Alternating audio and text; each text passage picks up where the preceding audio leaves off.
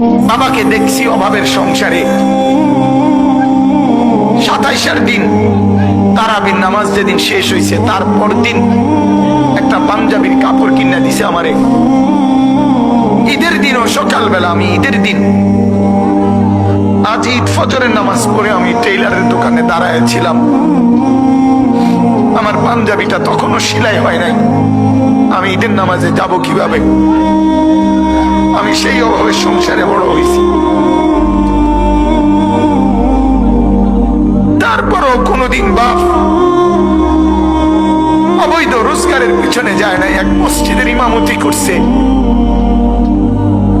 43 বছর আব্বা এক মসজিদে নামাজ পড়াইছে। এক মসজিদ 43 বছর এক মসজিদের ইমাম ছিল আমার বাপ।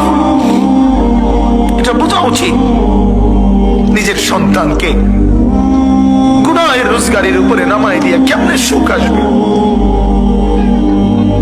নিজের ঘরে হারামের সুদের টাকা, ঘুষের টাকা, চুরি টাকা, ডাকাতির টাকা, ওজনে কম দিয়ে ঠকবাজি করে, প্রতারণা করে, মিথ্যা বলে, ধোঁকাবাজি করে, নেশার সামানা বিক্রি করে, মদের উপকরণ বিক্রি করে, জুয়ার সামগ্রী বিক্রি করে, মানুষকে ঠকাইয়া প্রতারণা করে, মিথ্যা বলে যে টাকা আপনি ঘরে আনলেন, আপনি অনেক মানুষকে কষ্ট দিয়ে আপনার ঘরে সুখ আসবে কেমনে